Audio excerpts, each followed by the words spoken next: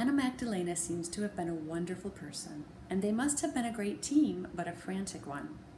For her part, as well as bearing 13 children, can you imagine it? She had to look after the 4 who had survived from Bach's first marriage and also the various other relatives who came to live in the house. She sang at many of Bach's concerts.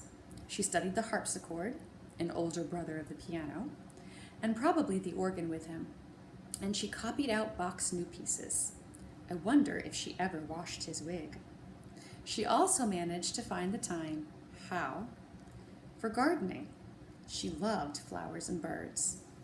There were often visitors too. The Bachs used to give dinner parties. Probably the guests were entertained by the whole Bach family, singing and playing music together. Their house must have been a noisy but fun place to be. Bach can't have spent all that much time there with his wife and children, though. He was busy. For a start, of course, he was constantly composing. Today, it would take a normal person years just to copy out all his music, even working 24 hours a day. And that's not counting the huge number of pieces that annoyingly have been lost since Bach wrote them. He was also the greatest organist and harpsichordist of his time. People would go into raptures about the pieces he had made up on the spot. So beautiful, so brilliant, so complicated. But when can he have practiced? Every musician, even a genius, has to practice to keep up his or her playing. Bach had to teach his pupils for hours each day, rehearse the choir and orchestra for weekly church services and for weekly concerts, conduct, play the violin and viola, tune his own keyboard instruments, examine lots of newly built organs. Nobody knew as much about them and how they worked as him. Invent new instruments for his own pieces if he wanted new sounds, and to write incredibly long and boring letters to his employers complaining about all sorts of things, mostly related to money. Maybe that last bit isn't that impressive, but the rest certainly is. How on earth did he manage to fit it all in?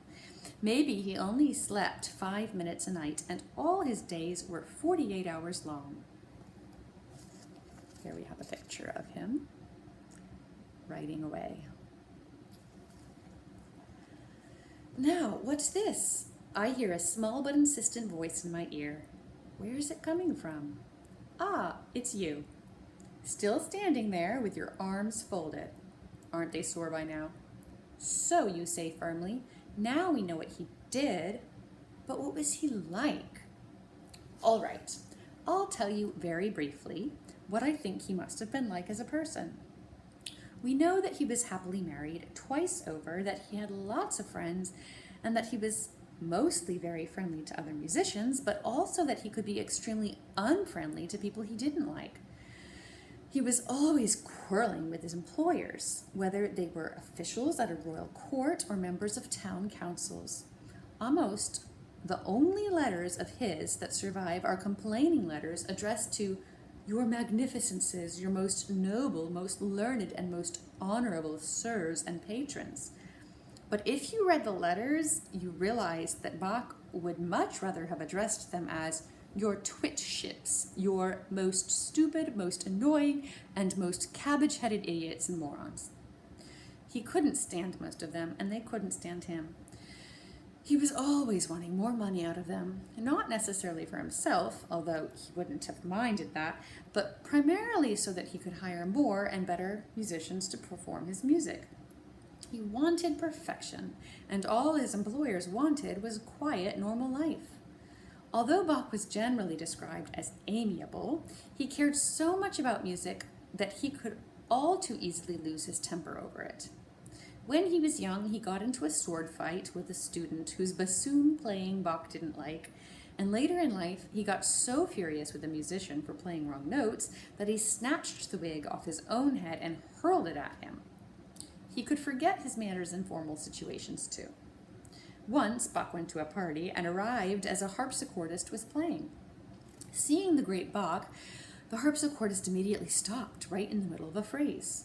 Bach couldn't bear the music being broken off so abruptly. Ignoring his host's outstretched hand and polite greeting, Bach rushed past him to the harpsichord and finished off the phrase. So maybe that's why he looks cross in the portrait. He was probably so wrapped up in music, so full of it at all times, that nothing else entered his mind. Here we have a picture of Bach and the organist. Sitting for a portrait might well have felt to him like a waste of time. Perhaps the artist was talking to Bach as he painted, distracting him from the music in his head. I can imagine that if someone was trying to talk to him about a thoroughly fascinating topic, such as the weather that day, or the weather the next day, or possibly the weather the previous day, Bach might be looking at them, but his mind would be preoccupied with his next piece, or perhaps with who would perform his last piece the most beautifully. So, he probably wasn't an easy man to get to know or to get along with. I would guess that the best, perhaps the only way to become his friend would be to talk about his music and to play it with him. To be conducted by him in his church must have been amazing. He'd be sitting at the organ playing incredibly complicated passages with both hands and with his feet on the organ pedals. Then he'd be directing the choir and the orchestra with his head, hearing everything, seeing everything, singing out the right notes if anyone went wrong, showing one group where to come in with one of his fingers, another group with another finger, and showing the whole expression of the piece with his face, so that everybody became as passionately involved as him. That's where he was surely at his happiest and most awe-inspiring. So maybe that's where we'll leave him. Bye-bye, Father Bach. And that brings us to the end of our story on the life of Bach. I hope maybe you learned some new facts you hadn't heard before, and that you've had a great week. We'll see you next time.